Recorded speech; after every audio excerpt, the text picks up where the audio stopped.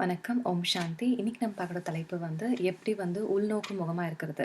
அதாவது have to be introverted. நம்ம ஏற்கனவே இந்த தலைப்பு பார்த்தோம். ஹவ் டு பி எக்ஸ்ட்ரோவர்ட்டட், அதாவது வெளிமுகமா எப்படி பேசுறது, எல்லாருக்கிட்டையும் எப்படி சகஜமா பேசுறது, அதை நம்ம பார்த்தோம்.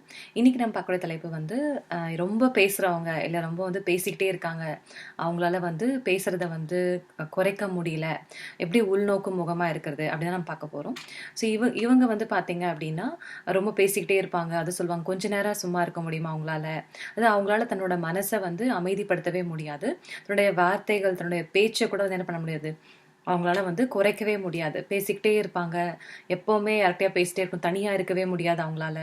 கொஞ்ச நேரம் குவைட்டாக இருந்தாவே அவங்களுக்கு ரொம்ப அன்கம்ஃபர்டபுளாக இருக்கும். இப்போ எப்படி நம்ம அந்த ரொம்ப குவைட்டாக இருக்கவங்க பேசுறதுக்கு அவங்களுக்கு அன்கம்ஃபர்டபுளாக இருக்கும், அவங்களால பேசுறது ரொம்ப கஷ்டமா இருக்கும் அவங்களுக்கு. அதே போல இந்த மக்கள், அதாவது எக்ஸ்ட்ரோவர்ட்டடா இருக்கவங்க, ரொம்ப பேசிட்டே இருக்கவங்க, ரொம்ப வெளிப்படையா இருக்கவங்களுக்கு குவைட்டா இருக்கிறது ரொம்ப கஷ்டமா இருக்கும். அமைதியாக இருக்கிறது அவங்களுக்கு ரொம்ப அன்கம்ஃபர்டபுளாக இருக்கும். ஸோ இப்போ அதுதான் நம்ம பார்க்க போகிறோம். எப்படி இந்த மாதிரி ரொம்ப ஆக்டிவாக இருக்கவங்க, ரொம்ப படபடன்னு பேசுகிறவங்க, ரொம்ப மற்றவங்க கூட இருப்பாங்கள்ல, எப்போவுமே ஆக்டிவாக இருக்கவங்களுக்கு குவைட்டாக இருக்கிறது, பாசிவாக இருக்குன்றது ரொம்ப கஷ்டமாக இருக்கும். ஸோ அதை எப்படி நம்ம ஹேண்டில் பண்ணுறதுன்னு தான் பார்க்க போகிறோம் இன்றைக்கி. ஃபஸ்ட் நம்ம பார்க்கலாம், ஏன் இப்படி ஆக்டிவாக இருக்காங்க, அதாவது அவங்களுக்கு என்ன காரணம் இருக்கும். ஃபஸ்ட்டு அவங்களுடைய அவங்களோட நேச்சரே பார்த்தீங்கன்னா ரொம்ப சகஜமாக இருப்பாங்க, எல்லாருக்கிட்டையும் பேசிட்டே இருக்கணும் அப்படின்றப்பாங்க. அது அவங்களுக்கு ரொம்ப ஈஸியாக இருக்கும். அவங்களோட கம்ஃபர்ட் ஜோன் ஆக்டிவாக இருக்கிறது, எல்லாருக்கிட்டையும் பேசிட்டு இருக்கிறது, எல்லாருக்கிட்டையும் ஃப்ரெண்ட்லியாக இருக்கிறது அவங்களுடைய ரொம்ப கம்ஃபர்டபுளான நேச்சராக ஒன்று இருக்கும். ஸோ இது அவங்களுடைய நேச்சர், சுபாவமாக இருக்கலாம். ரெண்டாவது பார்த்தீங்க அப்படின்னா, சில பேர் ஏதாவது பிரச்சனை வந்துருச்சு அப்படின்னா நிறைய பேச ஆரம்பிச்சிருவாங்க. அவங்களால பேசாமல் இருக்க முடியாது. ஏன்னா அவங்களுடைய பிரெயின் அந்த விஷயத்த பேசி பேசி தான் அதை சால்வ் பண்ண ட்ரை பண்ணுது. சில பேர் பார்த்தீங்கன்னா அமைதியாக இருந்து தனக்குள்ளே யோசிச்சு, இன்ட்ரோவர்ட்டாக இருக்கவங்க என்ன பண்ணுவாங்கன்னா அமைதியாக யோசிப்பாங்க, அந்த விஷயத்த தனக்குள்ளேயே வச்சு தனக்குள்ளேயே டீட்டெயில் அனாலிசிஸ் பண்ணி பண்ணுவாங்க. சில பேர் பார்த்தீங்கன்னா, இப்போ நிறைய பிரச்சனை வருதுன்னா சில பேர் பார்த்தீங்கன்னா நீங்கள் சிரிக்க ஆரம்பிச்சிருவாங்க, தேவையில்லாமல் சிரிப்பாங்க, தேவையில்லாமல் பேசுவாங்க. ஏன்னா அவங்களோட மைண்ட் ரெஸ்ட்லெஸ் ஆகிடுது. ஸோ அவங்களோட அப்ரோச், ரெண்டு பேரும் பார்த்தீங்கன்னா மைண்ட் எப்பெல்லாம் டிஸ்டர்ப் ஆகுதோ ரெண்டு விதமான அப்ரோச் இருக்கு. ஒன்று வெளிப்படையாக வெளிமுகமாக அதை அப்ரோச் பண்ணுறது, மற்றவங்கள டிஸ்கஸ் பண்ணி பேசி அந்த விஷயத்த எல்லாருக்கிட்டையும் ஷேர் பண்ணி அந்த மாதிரி சொல்யூஷன் கண்டுபிடிக்கிறது. அது ஆக்டிவாக இருக்கவங்க பண்ணுவாங்க. பாசிவாக இருக்கவங்க யாருக்கிட்டையும் பிரச்சனையை சொல்லவே மாட்டாங்க. அவங்களே அந்த விஷயத்தை டீல் பண்ணுவாங்க. அவங்களே உள்ளுக்குள்ளே வச்சு யார்கிட்டையும் கன்சல்ட் பண்ணாமல் அவங்களே உள்ளுக்குள்ளே வச்சு டீல் பண்ணுவாங்க. அது பாசிவ். ஸோ இந்த மாதிரி ரெண்டு அப்ரோச் இருக்குது எந்த ஒரு விஷயத்துக்குமே. நம்ம பார்த்தோம் பேலன்ஸ்டாக இருக்கணும்னு சொல்லிட்டு, ரெண்டுமே நம்மளுக்கு தேவை. சகஜமாக பேசுகிறதும் வேணும், ப்ளஸ் எங்கே அமைதியாக இருக்கணுமோ அங்கேயும் வேணும். ஆனால் இன்றைக்கி நம்ம பார்க்குற தலைப்பை ரொம்ப ஆக்டிவாக இருக்கவங்க, ரொம்ப ஹைப்பர் ஆக்டிவ் சொல்லுவாங்க, ரொம்ப வெளிப்படையாக இருக்கிறவங்க, அவங்களால கண்ட்ரோல் பண்ணவே முடியல, என்னோட பேச்சு என்னோட பிஹேவியர் எல்லாம் கண்ட்ரோல் பண்ணவே முடியல அப்படின்றவங்க எப்படி இன்ட்ரோவர்ட்டடாக இருக்கிறது, எப்படி அமைதியாக இருக்கிறது நம்ம இன்றைக்கி பார்க்க போகிறோம். ஸோ அதுக்கு அந்த ரெண்டாவது காரணம் பார்த்தோம். இந்த மாதிரி ஒரு பிரச்சனை வரும்போது அவங்க என்ன பண்ணுறாங்க, வெளியில் ஷேர் பண்ணி பேசி பேசி புலம்பி புலம்பி அவங்க என்ன பண்ணுவாங்க, அதை அவங்க டீல் பண்ணுவாங்க. இது ரெண்டாவது காரணம். அவங்களுடைய ஃபர்ஸ்ட் சுபாவம் பார்த்தோம், ரெண்டாவது இந்த மாதிரி ஒரு ரீசன் பார்த்தோம். ஏன்னா அவங்க என்ன பிலீவ் பண்ணுறாங்கன்னா, நான் எல்லாருக்கிட்டையும் சொல்லும் போது எனக்கு ஏதாவது ஒரு சொல்யூஷன் கிடச்சிரும் அப்படின்றது அவங்களுடைய அப்ரோச், அந்த மாதிரி ஆக்டிவாக இருக்கவங்களுடைய அப்ரோச். மூணாவது காரணம் என்ன அப்படின்னா, அவங்களால தன்கிட்ட அந்த குவைட் ஸ்பேஸை அவங்களால ஹேண்டில் பண்ணவே முடியல. அவங்களுக்கு ரொம்ப பயமாக இருக்கும். இப்போ எப்படி குவைட்டாக இருக்கவங்க பேசுறதுக்கு பயப்படுறாங்களோ, இவங்க தன்கிட்ட இருக்கிறதுக்கே ரொம்ப பயப்படுவாங்க. தன்னை தான் ஹேண்டில் பண்ணுறது ரொம்ப கஷ்டமாக இருக்கும்.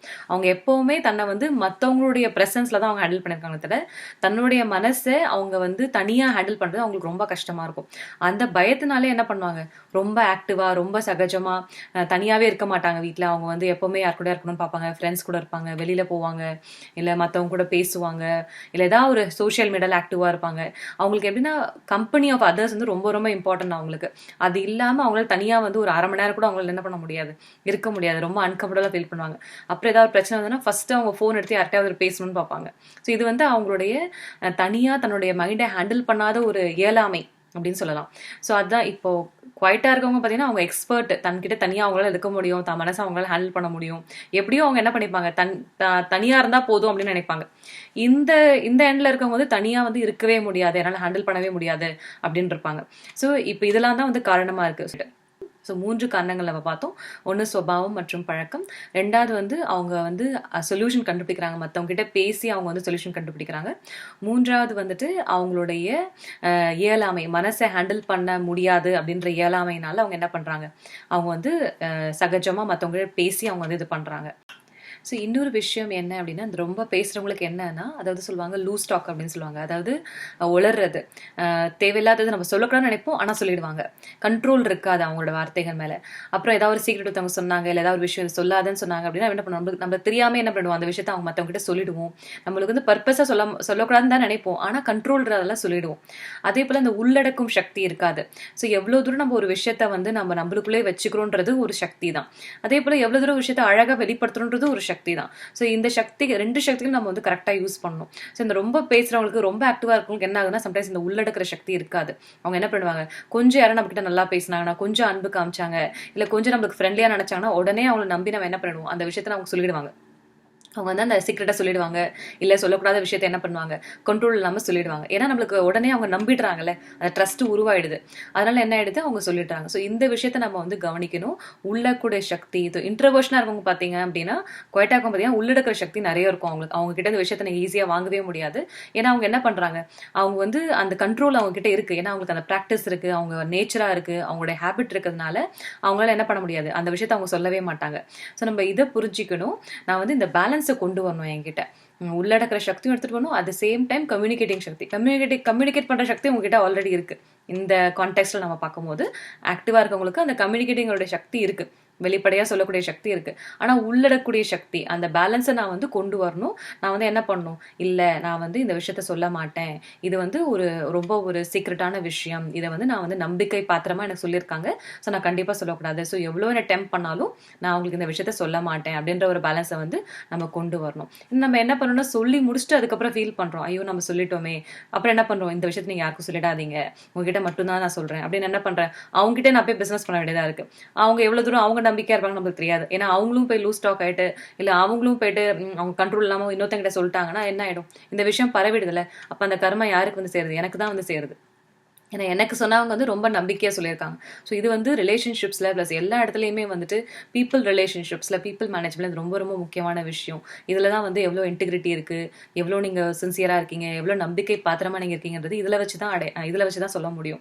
நம்ம எவ்வளோ தான் அழகாக கம்யூனிகேட் பண்ணாலும், எவ்வளோ நல்லா ஃப்ரெண்ட்லியாக இருந்தாலும், நம்ம இந்த ட்ரஸ்ட்டை ஒருத்தங்களுக்கு ஒருத்தர் நம்ம கொடுக்கல, நம்ம விஷயத்தை மற்றவங்க கூட சொல்லிட்டோம்னா யாரும் நம்மளை என்ன பண்ண மாட்டாங்க, மதிக்க மாட்டாங்க. யாரும் நம்மளை நம்பி ஒரு விஷயத்த சொல்ல மாட்டாங்க.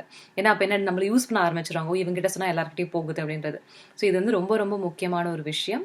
ஸோ இதை நம்ம வந்து இந்த விஷயத்தையும் நம்ம வந்து அட்டென்ஷன் வைக்கலாம்.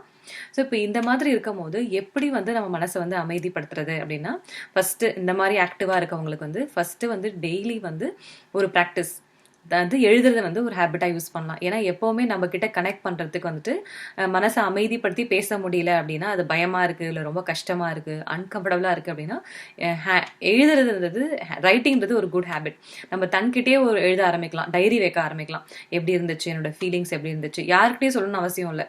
இது நான் என்கிட்டயே ஒரு டயலாக் வச்சு நான் என்ன பண்ணுறேன். ஸோ இதுதான் மெடிடேட்டிவ் அப்ரோச்சுன்னு நம்ம சொல்லலாம். இதை தியானம்ன்றது ரொம்ப ஈஸியாகும். ஸோ இப்போ இன்ட்ரோவர்ட்டாக இருக்கவங்களுக்கு வந்து தியானம் பண்ணுறது கொஞ்சம் ஈஸின்னு அப்படின்னு சொல்லலாம் நம்ம. ஆனால் அவங்களுக்கு வந்து கம்யூனிகேஷன் கஷ்டமாக இருக்குது. ஆனால் ஆக்டிவாக இருக்கவங்களுக்கு வந்துட்டு கொஞ்சம் மனசை அமைதிப்படுத்துறதுக்கு ரைட்டிங் யூஸ் பண்ணலாம், எழுத ஆரம்பிக்கலாம். டைரியில் வந்து இன்னைக்கு என்னோட ஃபீலிங்ஸ் எப்படி இருந்துச்சு, நான் என்ன ஃபீல் பண்ணேன், அதாவது நம்ம மனசுக்கிட்டே நீங்கள் என்ன பண்ணுறீங்க, பேச்சு உரையாடல், அதாவது இந்த உரையாடலை வந்து கிரியேட் பண்ணுறீங்க, டயலாக் கிரியேட் பண்ணுறீங்க. ஸோ இது ஃபஸ்ட்டு சொல்யூஷன் வந்துட்டு எழுத ஆரம்பிக்கலாம் தன்னுடைய ஃபீலிங்ஸை ஒரு டைரி வச்சு. 2வது வந்து டெய்லி வந்து ஒரு 15 நிமிஷமாவது உட்காந்து மனசை அமைதிப்படுத்தி தன்கிட்டயே வந்து கொஸ்டின்ஸ் கேட்க ஆரம்பிக்கலாம். கொஸ்டின் கேட்டு நீ என்ன ஃபீல் பண்ணுறேன், மனசுக்கிட்ட வந்து பாசிட்டிவாக பேச ஆரம்பிக்கலாம். ஒரு டயலாக் ஒரு ட்ரை பண்ணலாம் மனசுக்கிட்ட பேசுறதுக்கு. ஒரு 15 நிமிஷம் அமைதியாக வந்து ஏதாவது ஒரு மியூசிக் கேட்டோ, இல்லை ஏதாவது ஒரு கமெண்ட்ரி கேட்டோ, இல்லை கைடட் மெடிடேஷன் கேட்டோ நம்ம மனசை வந்து அமைதிப்படுத்தலாம். ஸோ இது வந்து 2வது சொல்யூஷன். 3வது வந்துட்டு நம்ம வந்து ட்ரை பண்ணலாம். இந்த மாதிரி இது யோசிக்க ஆரம்பிக்கலாம், நான் ஏன் நிறைய பேசணும், நான் வந்து நிறைய பேசினேன் அப்படின்னா மற்றவங்களுக்கு நான் என்ன பண்ண மாட்டேன், சான்ஸ் கொடுக்க மாட்டேன். இன்னும் நம்ம நிறைய ரொம்ப பேச ஆரம்பித்தோம், ரொம்ப ஆக்டிவாக இருந்தோம், ரொம்ப வந்து இன்வால்வ் ஆகணும் அப்படின்னா இட்ஸ் கிளியர்லி இண்டிகேட்ஸ் நான் வந்து செல்ஃப் கண்ட்ரோல் எனக்கு இல்லை அப்படின்றது. ஸோ நான் என்ன பண்ணலாம், செல்ஃப் கண்ட்ரோலை கொஞ்சம் கிரியேட் பண்ணலாம். ஸோ அவேர்னஸ், நான் வந்து மனசுக்குள்ளே இந்த அவேர்னஸ் கொண்டு வரலாம். ஓகே, நான் இன்னிலேருந்து நான் வந்து கொஞ்சம் என்னுடைய இன்ட்ராக்ஷன்ஸையும் என்னுடைய கம்யூனிகேஷன்ஸையும் நான் கொஞ்சம் குறைக்க போகிறேன். நான் வந்து எல்லார்கிட்டையும் சகஜமாக பேசுவேன், ஆனால் பேலன்ஸ் பேலன்ஸ் வைக்க போகிறேன். ரொம்ப வந்து டூ மச்சாக நான் வந்து இன்வால்வ் ஆக போகிறதில்ல, ரொம்ப டூ மச்சாக நான் பேச போகிறதில்ல, ரொம்ப டூ மச்சாக என்னுடைய பிரச்சனைகளை நான் வந்து எப்போ என்ன பண்ணுறேன் எல்லார்ட்டையும் கொட்ட போகிறதில்ல அப்படின்னு என்ன பண்ணலாம். இதை வந்து நான் இந்த ஒரு அவேர்னஸ் எனக்கு கிரியேட் பண்ணலாம். 4வது, எல்லார்கிட்டையும் போய் பிரச்சனையை சொல்றதை விட, எல்லார்கிட்டையும் வந்து நம்ம வந்து டிஸ்கஸ் பண்றதை விட, யாராவது ஒருத்தர் 2 பேர்கிட்ட நம்ம என்ன பண்ணலாம், சூஸ் பண்ணலாம். ஓகே, இவங்க கிட்ட மட்டும்தான் நான் வந்து யார்கிட்ட எனக்கு நம்பிக்கை இருக்கோ அவங்க கிட்ட மட்டும் நான் என் பிரச்சனையை ஷேர் பண்ண போறேன். மற்றவங்க எல்லாருக்கிட்டையும் ரொம்ப சகஜமா இருக்கும். எனக்கு பிரச்சனையே வந்தாலும் அவங்க என்னன்னு வந்து எனக்கு கேட்டாலும், சம்டைம்ஸ் நீங்க பாப்பீங்க, நம்ம ரொம்ப ஆக்டிவா இருக்கும் போது, ரொம்ப சந்தோஷமா இருக்கும் போது, அந்த மாதிரி கேரக்டர் இருக்கவங்ககிட்ட வந்து திடீர்னு கொஞ்சம் குவைட்டானோ கொஞ்சம் பாசிட்டிவ்னா எல்லாரும் கேட்க ஆரம்பிச்சாங்க, என்னாச்சு இன்னைக்கு ரொம்ப அமைதியா இருக்கு, ஏதா பிரச்சனையா, ஏன் இன்னைக்கு ரொம்ப சேடா, என்ன ரொம்ப சோகமா இருக்கீங்க. நம்ம நல்லா தான் இருப்போம், ஆனா அவங்க என்ன கேட்பாங்க, ஏன் ரொம்ப சோகமா இருப்பீங்க, ஏன் வந்து பேசவே மாட்டேங்கன்னு. ஏன்னா நம்ம என்ன பண்றோம், நம்ம பேலன்ஸ்ல கொண்டு வரும்போது நேச்சுரலா மத்தவங்க வந்து அது யூஸ்ட் ஆயிட்டாங்களே, மத்தவங்களுக்கு அது பழக்கம் ஆயிடுச்சு. நம்ம ஹாப்பியா இருந்து, நம்ம ஹாப்பியா இருக்கக்கூடாதுன்னு சொல்லலை, ஆனா ரொம்ப வந்து ஹாப்பினஸ்க்கு எக்ஸைட்மெண்ட் சொல்லலாம். மத்தவங்களுக்கு என்ன பழக்கம் ஆயிடுச்சு இல்ல, அது வந்து நம்ம ரொம்ப ஆக்டிவா இருந்து ரொம்ப வந்து சந்தோஷமா நம்ம எக்ஸ்பிரஷன் பண்ணிட்டே இருக்கும். அதாவது சந்தோஷம்ன்றது எக்ஸ்பிரஸ் பண்ணா மட்டும் தான் சந்தோஷம் இல்லை, மனசுக்குள்ள கூட சந்தோஷமா இருந்து வெளியில வந்து ஒரு ஸ்திதியை வந்து நம்ம மெயின்டைன் பண்ண முடியும். ஒரு கூலான ஸ்திதி, ஒரு அமைதியான ஸ்திதி, ஒரு ஆக்டிவா இருக்கேன், ஒரு சந்தோஷமா இருக்கேன், ஆனா ஹைப்பர் ஆக்டிவ், டூ மச் ஆக்டிவா இல்லை. அது எப்பவுமே எக்ஸைட்மெண்ட்லேயே இருக்கணும்னு அவசியம் கிடையாது. அந்த மாதிரி இருப்போம் சம்டைம்ஸ். மோஸ்ட்லி சில யங்ஸ்டர்ஸ், சில கேரக்டர்ஸ் வந்து ரொம்ப ஜோக் அடிச்சுக்கிட்டு எப்பவுமே வந்து ஹைப்பர் ஆக்டிவ்லேயே இருப்பாங்க. அது ரொம்ப வந்து பேசிட்டே இருப்பாங்க.